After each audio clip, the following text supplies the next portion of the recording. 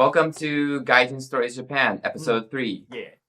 And it's Chris here. And I'm Ethan. Today we'll be talking about what's the daily life of a random foreigner like us working in Japan. How is it like? Right, so that's what we'll be sharing today. Today we will start with Ethan. Next episode it will be me. Alright, so today we'll just talk about my life. And typically, so I'm an English teacher in Fukuoka. I work inside Hakata Station, so great location. What a typical workday looks like is I wake up pretty late at like around 10, and then I go make breakfast or lunch. It's kind of both. I really eat late at around 11. So after I make food, I maybe kind of don't do a lot some days, like maybe just watch TV or watch YouTube or something. Or sometimes I will, but I also like to work on my projects in the morning. So I would like to work on my videos and kind of edit them. And like I'm studying how to edit better too, so I typically do that in the mornings. Just a quick one, he does have a YouTube channel. Yeah, I have my YouTube channel, so I work on that in the mornings. All right. You were saying you have a TV, right? Yeah, I do have a TV, but I just plug it to my computer. Ah, okay, because I was thinking I don't have, like, for example, I don't have TV because most of the time my entertainment needs are settled by most of the typical online streaming stuff, Netflix, YouTube, whatever, right? Mainly Amazon Prime in Japan, really good, and YouTube. So I was kind of surprised that you mentioned as TV. Yeah. But not so much, right? I don't have Japanese TV. Ah, okay. Okay. I plug my laptop into it and just watch Netflix or something on the TV. Ah, okay. So the TV itself is a television, but what he watches is not from a broadcast channel. Yeah. Okay. I watch YouTube or Netflix on a TV. Okay. Yeah, just wanted to clarify that. And I guess you're not dealing with the NHK man. No. For people who have never lived in Japan, there is this dreaded, infamous villain called NHK man. He or she, usually it's a guy though, he will represent NHK, the national broadcaster of Japan, and they are kind of like thugs because they aggressively force you to pay for NHK, even if you don't watch TV in a traditional sense. When I'm talking about TV, not the physical hardware, I'm talking about the broadcast channel, right? So be careful, viewers, those who have not come here before. Yeah, don't let the NHK man force you to pay. You don't have to pay. Yep.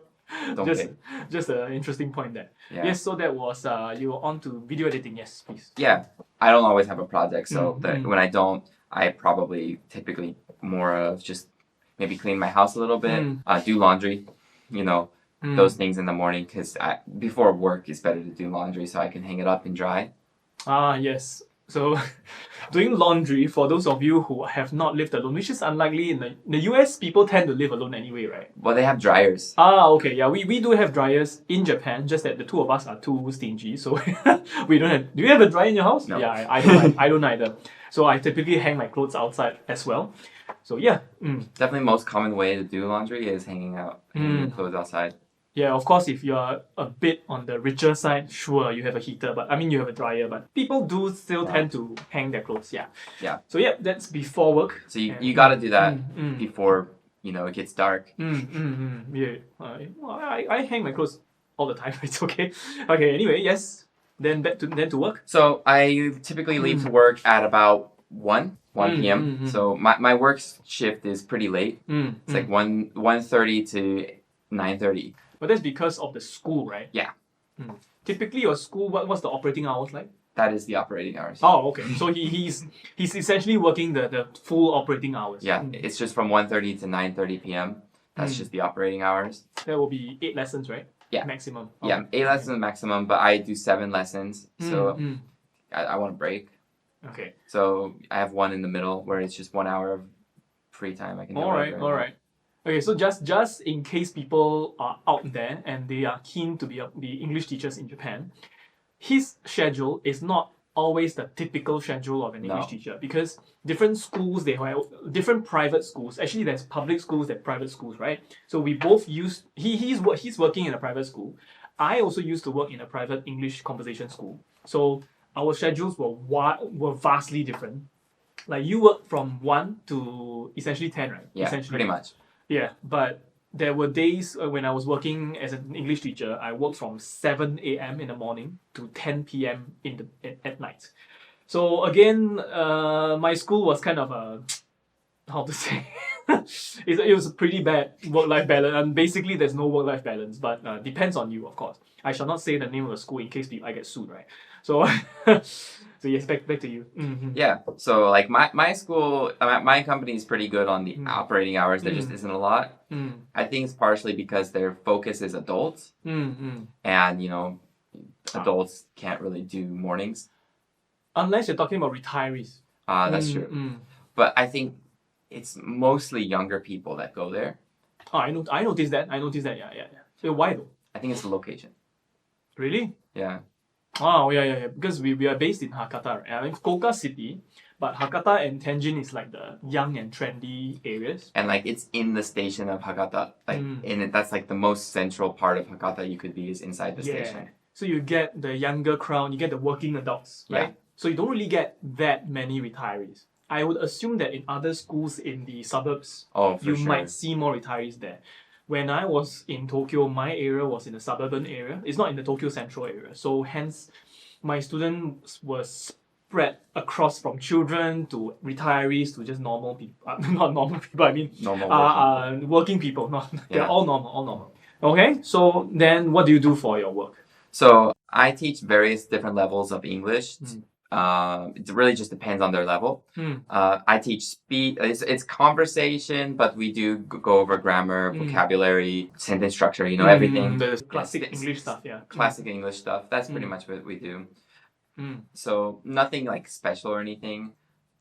I do like how I teach. I think the way they have it structured is a very The system of the Yeah. school, yeah. the system is like really nice. I've worked at like a couple different places and this one's definitely my favorite in terms of how I teach English. It's definitely a really nice system. The textbook. The textbook. Oh yeah. I think I remember. That's so. I feel like that's so important. Having a good textbook can really change everything. The textbook is not in-house, right? I remember it's made by one of the universities out Cambridge. there. Okay, It's a okay, Cambridge of course, famous name, you know. So well, okay, yeah, fair. I think when I was studying for my TESOL, I was using an Oxford textbook, but I cannot remember the name of the textbook. But never mind. Okay, that was like many years ago. So, but for my school, we were using, at least in Tokyo, right? It's kind of a famous company in Tokyo. That's why I'm probably not allowed to say the name. So that company, they did and created their textbooks in-house, right? And it was 100% focused on conversation. That's why Eikaiwa. I mean, in Japanese, you say Eikaiwa means English conversation, right? So the textbook was very conversation focused. Even during training, we were told not to go into too much in the grammar. If you have to, for clarity's sake, yes, sure. But generally, we kind of gloss over it because I think their methodology was more of the immersion style. You know, because like, for example, babies. Yeah. Who the heck teaches babies grammar anyway, right? So that was the idea behind the whole system. But different people learn in different ways, right? Yeah. This school, it's like I think the textbook basically is what I follow. It's more of an immersion style too, but it explains grammar when it needed. Yeah, I think there's a good balance. The previous company's textbook, it's too conversation focused. So sometimes the students or maybe it's designed this way so that the students take more lessons. I'm not sure, but the textbooks are very sparse. And to be honest, I thought it was a complete rip-off. You pay. I'm not sure how much do you pay for the textbooks here. I mean I think it's like one textbook is like 2,000 yen. Only? Oh my god! Do you want to take a guess how much was the textbook in my previous school? Just one. There's no workbook, you know. It's just the textbook. How much is it? Like 6,000. It's more. It's 10,000. 100. It's 18,000 yen, which God. in US dollars now is because of the exchange rate now is like $150 USD. You know, the book is not a very thick book. It's not. So for like private school too. That's crazy. Yeah. I mean, hey, that's how they make money. Then that's how you survive in Japan, man. Okay, $150. Yeah, that's why I kind of think it's a rip-off, to be honest. And yeah, that's crazy.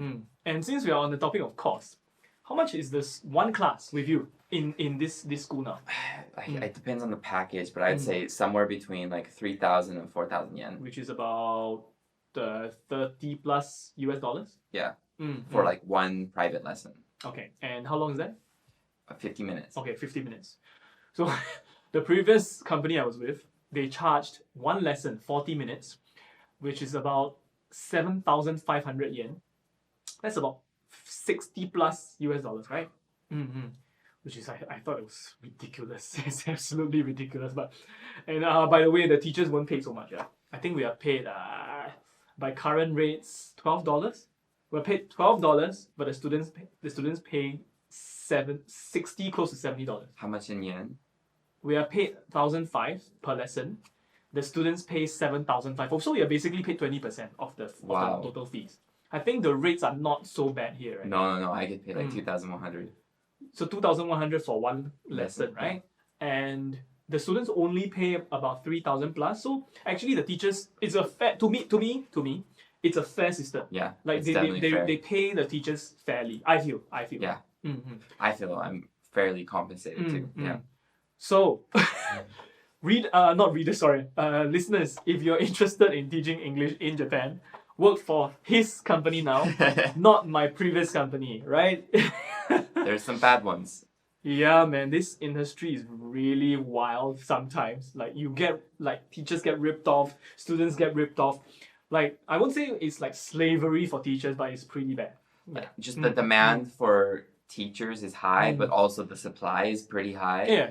And which causes you to have some of these companies that can have that Mm. crazy work environment. Yeah. So I understand that. I know, since we're talking about Ethan's job, which is an English teacher, I understand that there will be people out there who are keen to come to Japan. You want the that magical Japan visa, right? But please, consider your life decisions before you come. Don't sign up for something that you will regret later. Thanks. Yeah. Mhm. Make sure that it's good work-life balance. Don't be like me in the past. Ask about overtime. Yeah, I didn't have overtime. Basically, how much I worked equals to how much I get paid. It's the same system, I think. Yeah. So I think in the end, my pay wasn't too bad. But please remember that there's this thing called tax. Yeah. So the more you work, the more taxes you pay as well, right? Yeah. So just remember that. Okay. Yeah. So that's work, right? And what time do you knock off? So like I finish at 9:30, but then I have to walk home. It's like a 15-minute walk. Sometimes I take the bike sharing thing, the chari chari. Yeah. There's this this thing called chari chari. It's only in Fukuoka. I think it's in other places. There's at least 3 or 4 places now. They Okay. kind of expanded. It started in Mm. Fukuoka, so it's it's the easiest to use in Fukuoka. For sure. It's a pretty good service, I feel. Well implemented, very easy to use. Yeah, just like use your phone, get on a bike. So I do that to go home sometimes if there's a bike available. Because I work at the station, there's just a lot of people, so a lot of people use it. Yeah. Where is I cannot remember the bike station in the train station. Where is it? Near Hart's bus stop. It's not really in the station, it's kind of like outside. Oh, okay. That's why I've not seen it. Okay. Yeah, the app tells you where they go. Oh, yeah. Yeah, the app itself, that's why I say the implementation is done well, because the app itself actually tells you where are the parking stations, where can you find bikes, how many, it even goes to how many bikes are there in the area. Yeah. Really well done. But if there's none available, which there's usually not at night, I just walk home. Yep. Okay, so that's work, right? How about your rest day? So on a day off, typically, so I work actually 6 days a week. Saturday, I don't work a lot on Saturday, but I do work on Saturday. And I finish earlier on Saturday. The hours are earlier on Saturday. Yeah, that's why we tend to record the podcasts on Saturday. Yeah. So lately we've been making podcasts, but I also maybe will just play some video games with my friends. Huh? How? I don't remember you having a PC. My MacBook. Oh, yeah, I completely forgot that we can game on the Mac. I'm so sorry. Yes. Okay. Yeah, not the most gamer of a computer, but Hey, at least you have a proper GPU, right? Yeah. Mine is a MacBook Air. This is not sponsored by Apple, yeah. But yeah, I can't play games. So I do play games. Not a variety of games, not very many games, but so I play some games with my friends. Maybe watch some YouTube. Sometimes I go places. Sometimes Places. like travel around Yeah. the local area. Yeah, since you're already in Japan, why not head around the different places? Well, we talked a little bit about Fukuoka last episode, but hey, in the future we might talk about other places, right? Like it's not so hard to take like a day trip somewhere around here. or even like Mm. just 2 hours if I want to go around somewhere close to Fukuoka. Mhm. Just go there 2 hours, check it out, come back. Yeah. Actually, that's what I do sometimes. Sometimes when I'm on the week, it doesn't for me because I run my own business. I don't have a work schedule, so sometimes on my rest day I'll just like walk around. I literally walk. I don't even take a bus or whatever. I just walk around and have a look at what's happening. Yeah, there's like always some cool thing you can go check out. There's always like a shrine. Like if you want to go to nature, I can just like go take a bus or train to like somewhere more foresty, just walk, just relax as I walk around in the forest. So where's your favorite place to relax on your day off? Other than home. I don't go a lot because it's a little far. Okay. Like Nanzoin and Dazaifu. Okay. Maybe I really like let them. people know what's the So cipher. the Zaifu is basically the biggest shrine area in Fukuoka. Yes, kind Yeah, of. Yeah. yeah. Mm. It's very, very popular shrine place. It's like about 30-minute train ride from Tenjin, from the center of Fukuoka. Oh yeah, by the fast train, yes. Yeah, About I think it's 30 minutes. Mm. And then the other place, Nanzoin, it's not as popular, but it's like it's also 30 minutes, but it's from Hakata. Nanzoin, where is Nanzoin? It's got like a reclining Buddha. It's pretty, and there's like tons of shrines. It's like no Sasaguri. No, you don't. I don't. So Never mind. So There's a map somewhere. Yes. So Tenjin, Hakata, Mm. Nanzoin's like over here. Oh, okay. It's in the northern area. It's not so far though. It's like 30 minutes from Hakata.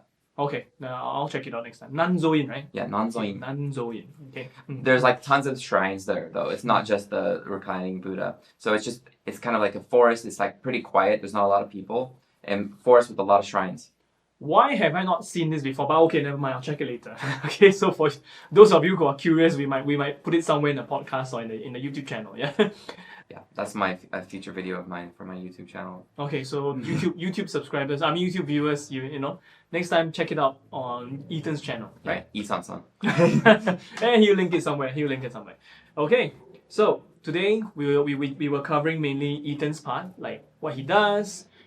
What does he do during work and after work? Next week, I will talk a little bit about what I do, even though it's not as structured because I do my own business. So it's kind of like haphazard, but never mind. I'll just have a quick go over. Okay. Yeah, well, so yeah, that's my life basically. Cue the Bon Jovi music. I'm sorry, I'm kind of old. That's Yeah. my life. Yeah. Okay, that's it for episode 3 of Gaijin Stories Japan.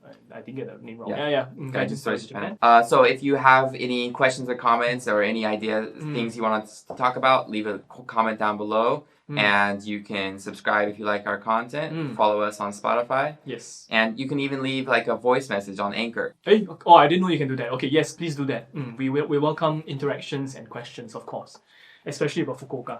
Yeah. So, all right. See you guys. Yep. See y'all.